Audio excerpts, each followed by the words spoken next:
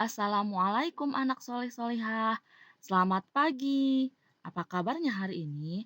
Semoga anak-anak dalam keadaan sehat, baik, dan tetap semangat mengikuti kegiatan belajar dari rumah. Anak-anak, hari ini kita akan belajar buku tema 3, tugasku sehari-hari, subtema 2, tugasku sehari-hari di sekolah, pembelajaran 1. Sebelum masuk ke materi pelajaran hari ini, alangkah lebih baik kita awali dengan membaca doa. Ayo sama-sama kita angkat kedua tangannya, kita berdoa terlebih dahulu. Bismillahirrahmanirrahim. Rabbi zidni ilma warzuqni fahma. Ya Allah, tambahkanlah ilmuku dan tingkatkanlah kecerdasanku. Amin. Nah, tentunya setelah kita membaca doa, bertambah pula semangat untuk belajarnya ya. Ayo belajar dengan penuh semangat. Amati gambar berikut. Ino sedang mengikuti pelajaran tentang denah. Ino sangat aktif mengikuti pelajaran tersebut karena Ino sudah paham denah. Teman-teman Ino juga antusias dengan pelajaran ini. Anak-anak, Ibu akan membacakan sebuah percakapan tentang denah. Tolong disimak baik-baik ya. Ibu guru menjelaskan denah kepada siswa-siswa. Siswa-siswa menyimak dengan seksama. Kata ibu guru, siapa yang tahu apa itu denah? Kata Ino, petunjuk mencari alamat, Bu. Kata Fani, gambar bangunan-bangunan, Bu. Kata Vito, informasi tentang arah dan jalan. Kata ibu guru, semua jawaban kalian benar. Denah adalah gambar petunjuk arah dan jalan menuju tempat yang dituju. Perhatikan denah ini. Kata Miko, itu denah apa, Bu? Kata ibu guru, ini denah menuju sekolah. Pada denah tampak petunjuk berupa nama jalan, arah, dan bangunan. Amati gambar denah berikut. Ini adalah denah rumah Ino menuju sekolah. Rumah Ino terletak di Jalan Mawar. Rumah Ino ada di ujung jalan. Di samping kanan dan kiri rumah Ino ada bangunan-bangunan. Di seberang kanan rumah Ino ada warung Bu Joko. Dan di belakang warung Bu Joko ada TK Ananda. Jarak rumah Ino ke sekolah lumayan jauh. Ino harus melewati jalan anggrek, kemudian belok ke jalan Kamboja. Sekolah Ino terletak di jalan Kamboja di seberang kantor. Nah, anak-anak sudah tahu kan apa itu denah? Denah adalah gambar letak suatu tempat. Kegunaan denah adalah untuk mengetahui letak suatu tempat.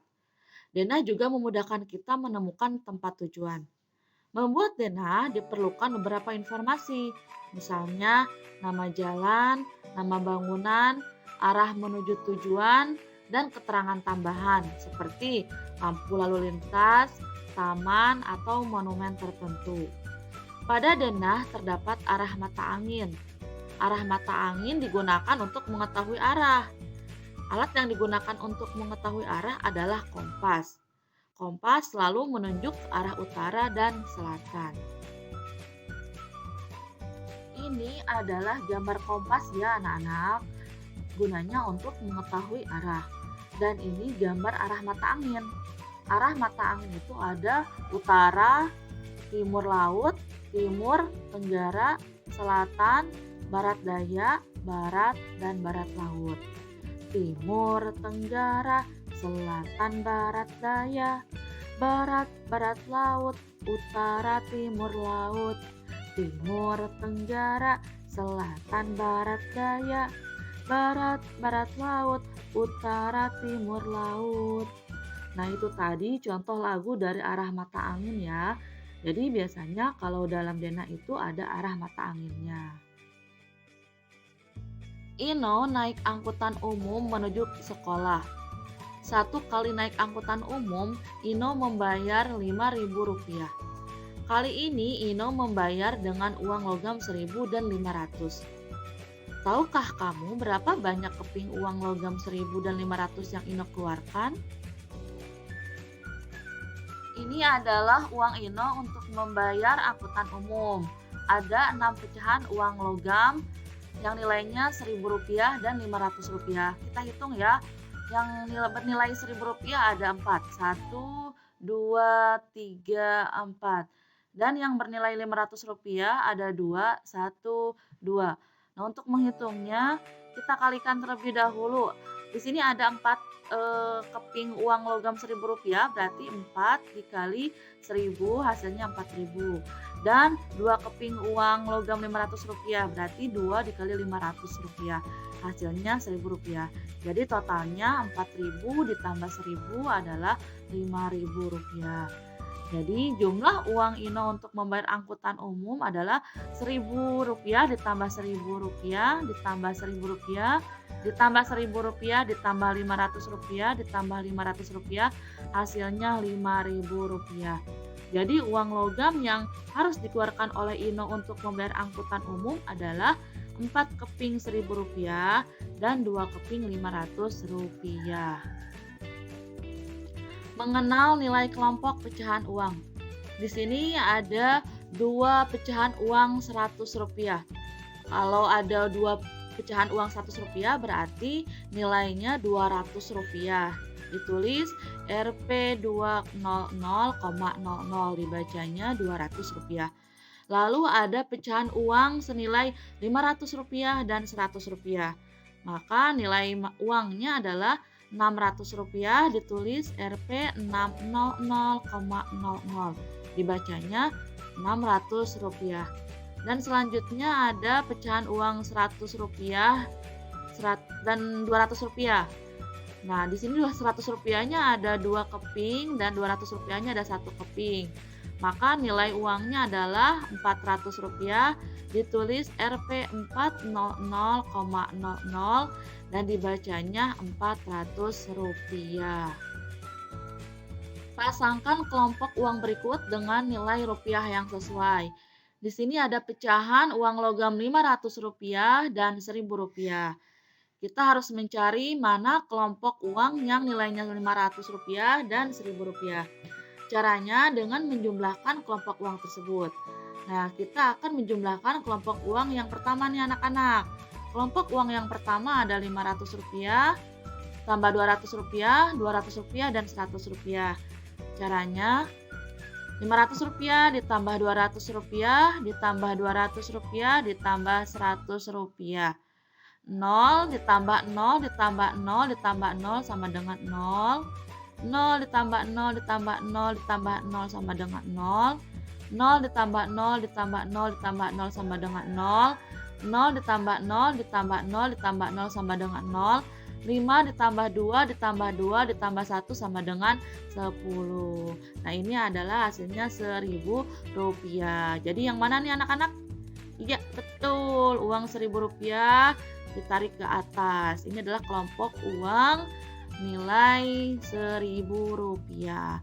Nah, untuk kelompok yang kedua adalah 200 ditambah 200 ditambah 100. Dijumlahkan ya anak-anak. 0 ditambah 0 ditambah 0 sama dengan 0. 0 ditambah 0 ditambah 0 sama dengan 0. 0 ditambah 0 ditambah 0 sama dengan 0. 0 ditambah 0 ditambah 0 sama dengan 0. 2 ditambah 1 ditambah 2 sama dengan 5. Hasilnya adalah Rp500. Jadi kita tinggal tarik uang Rp500 ke kelompok pecahan uang tersebut. Di sekolah, Ino berlatih gerakan tari. Ibu guru mengajarkan gerakan menirukan gerak di alam. Gerakan yang ditirukan adalah gerakan air mengalir dan air bergelombang. Menirukan gerakan air mengalir. Pada gerakan ini ada 3 bagian.